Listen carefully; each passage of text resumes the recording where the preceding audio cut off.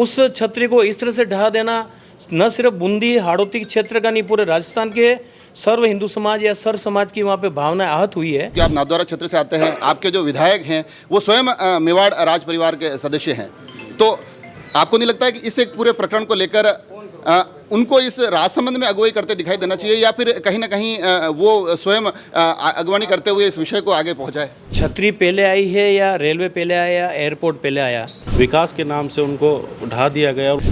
200 साल पुरानी ट्रेन पुल के पास में भी एक कुकुरमुत्ती की जैसे कुछ चीज़ें उग के आती है, तो उसको भी जगह दी जाती है। क्या राजसमंद में भी, क्योंकि 4 विधायक सांसद, इनके माध्यम से ऐसी कोई पहल की जाएगी, इनके माध्यम से भी कोई पत्राचार किया जाएगा? नहीं, उनकी एक छतरी जो 550 बाई 50 में आई थी वो आपकी नज़र में आ गई। इतने आज़ादी के बाद में इतने स्मारक बने, आज़ादी के जिन्होंने योगदान नहीं दिया उनके लोगों के इतने स्मारक बने, सैकड़ों हजारों हेक्टेयर की जमीन उन्होंने घेर रखी, वो लोगों की नज़र में नहीं आती। ये चीज़ें कहीं समय पर रोकी जाएगी तो ही ठीक है, अन्यथा इसका प्रभाव फिर आगे अन्य क्षेत्रों में भी आता दिखाई देगा। ऐतिहासिक धरोहर से आप पैसा कमा रहे हो, उससे आपका खजाना नहीं चल रहा है। हमारी भावनाएं हिंदू समाज की भावनाएं आती है, उसका भी कुछ होना चाहिए ना।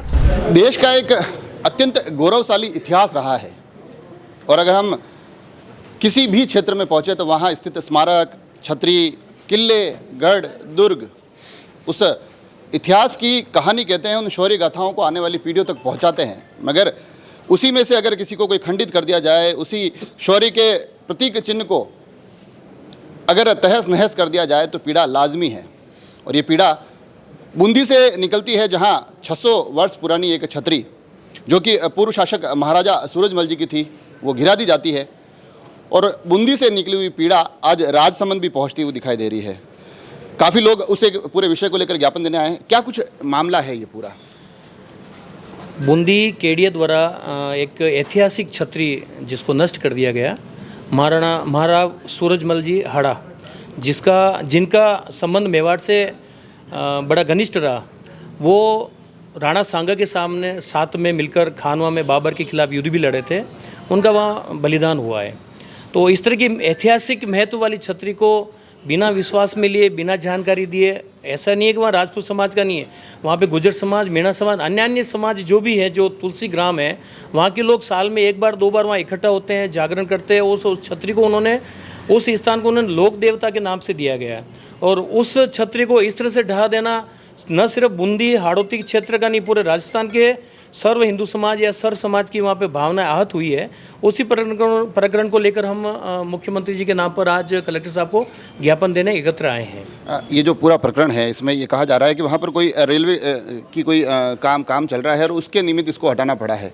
विकास का कहा जा रहा है कि विकास कार्य के कारण ये इस पूरा कदम उठाया गया। मैं आपको एक बात बता दूँ कि छतरी पहले आई है या रेलवे पहले आया या एयरपोर्ट पहले आया, कुछ चीज़ों को डाइवर्ट किया जा सकता है। आप सोशल मीडिया पे, न्यूज़ चैनल पे या व्हाट्सएप ग्रुप पे देखते हैं कि 200 साल पुरानी ट्रेन पुल के पास में भी एक कुकुरमुत्ती की जैसे कुछ चीज़ें उग के आती है, तो उसको भी जगह दी जाती है। उस पर भी लोग विरोध करने पहुंच जाते हैं, जबकि वो 10-20 साल पुरानी है, ये 600 साल पुरानी है। सरकार अगर के ऐसा कोई बनाती है, ऐसा कोई नक्शा बनाती है, तो उन चीज़ों को वहाँ से उनको संरक्षित किया जा सकता है। ऐसा नहीं कि सिर्फ बूंदी में ही छतरी हटाने का। आप दिल्ली एयरपोर्ट देख लें, आप जयपुर देख लें, आप ऐसे महत्व सैन्य जो बने हुए महत्व स्थान बने हुए, वहाँ पे भी ऐसी चीज़ें हैं। उनकी पूजा सैनिक खुद करते हैं, उनकी पूजा वहाँ के लोग खुद करते हैं। हम ये नहीं कह रहे कि नहीं हमें सुपुर्द कर दो, हमने उस चीज़ को मांगा नहीं है। जो चीज़ जहाँ बन रही है आप अपने अधिग्रहण कर लो, आप खुद उनकी पूजा सेवा करो। साल में 1 दिन का समय तो समाज के लिए होना ही चाहिए ना, वो वहाँ आके उनकी पूजा कर सके। ऐसे कई स्थान हैं, वो तो 600 साल पहले जो शहीद हुए हैं, 600 साल पहले जिन्होंने आक्रांताओं के खिलाफ लड़ते हुए अपने बलिदान दिए हैं, उनकी एक छतरी जो 550 बाई 50 में आई थी, वो आपकी नज़र में आ गई। इतने आज़ादी के बाद में इतने स्मारक बने, आज़ादी के जिन्होंने योगदान नहीं दिया उनके लोगों के इतने स्मारक बने, सैकड़ों हजारों हेक्टेयर की जमीन उन्होंने घेर रखी, वो लोगों की नज़र में नहीं आती, सिर्फ एक छतरी लोगों की नज़र में आ गई। ये तो हमारे भावनाएं आहत करने का वो काम हुआ ना। आप यूनेस्को के अधिकारी वहाँ जाके उसका निरीक्षण करें। यूनेस्को जो पुरातत्व विभाग का संरक्षण करती है, यूनेस्को के कार्यकर्ता अधिकारी पदाधिकारी वहाँ पहुँचे हैं। कल तो आप विजय स्तंभ ढा दोगे, कल तो आप कुंभलगढ़ का किला भी ढाल दोगे, चित्तौड़ भी गिरा दोगे। फिर क्यों आप इन चीज़ों से, हमारे पूरा ऐतिहासिक धरोहर से आप पैसा कमा रहे हो, उससे आपका खजाना नहीं चल रहा है। हमारी भावनाएं हिंदू समाज की भावनाएं आती है, उसका भी कुछ होना चाहिए ना। तो ये जो पूरा विषय है, हरदयाल सिंह जी हमारे साथ है। ये जो पूरा विषय है, एक तो मेवाड़ से जुड़ा हुआ, फिर आप एक राजनीतिक पहलू तक भी आएंगे। मेवाड़ के तो कण कण में शौर्य की कहानियां हैं और बताया जा रहा है कि इनका तो सीधा सीधा मेवाड़ से जुड़ाव था। तो आपको नहीं लगता है कि ये चीज़ें कहीं समय पर रोकी जाएगी तो ही ठीक है, अन्यथा इसका प्रभाव फिर आगे अन्य क्षेत्रों में भी आता दिखाई देगा? मैं आप लोगों को कहना चाहूँगा कि वो एक आस्था का विषय है कि वहाँ पर महाराव जिनको बड़े सम्मान के साथ सर्व समाज के लोग देखते थे, उनकी छतरी को गिरा देना जेडीए के कुछ कर्मचारियों अधिकारियों की गलती की वजह से और विकास के नाम से उनको ढा दिया गया। और उसके बाद सरकार ने संज्ञान लिया, कुछ सर्व समाज के लोगों ने विरोध किया, वहाँ के हमारे महाराव इजराज सिंह जी ने भी इसका विरोध दर्ज कराया था। उसके बाद कुछ कर्मचारियों को निलंबित भी किया गया और उसके बाद उसमें एक आश्वासन भी मिला और सब लोगों की यही मांग है कि वो जो छतरियाँ जहाँ से ढाई गई थी वो जेडीए के उस परिसर में बने, व्यवस्थित बने, सुव्यवस्थित रूप से बने और जो आस्था के जो पुरातत्व की जो चीज़ें हैं, आस्था के जो केंद्र हैं, उनके साथ कोई छेड़खानी नहीं की जाए, ये सर्व समाज की मांग है और सभी की भावनाएं आहत होती है। ऐसे काम न होकर आज का जो हम मुख्यमंत्री जी के नाम यही ज्ञापन देना है कि मुख्यमंत्री जी इस बात का संज्ञान ले और जैसा कि राजस्थान के बहुत सारे जनप्रतिनिधियों ने मुख्यमंत्री जी को पत्र लिखे हैं कि ये आस्था का विषय है। पूछने वाला था मैं, क्योंकि आज का जो ज्ञापन है वो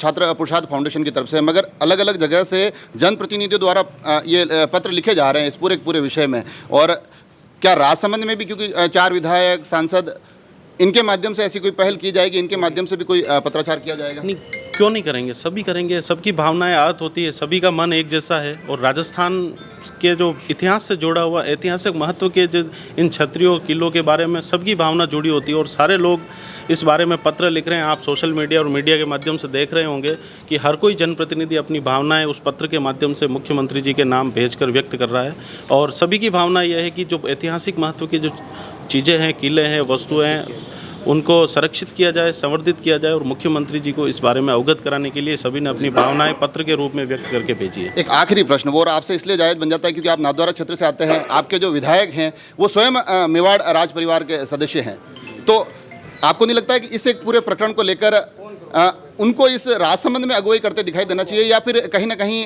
वो स्वयं अगवानी करते हुए इस विषय को आगे पहुँचाए?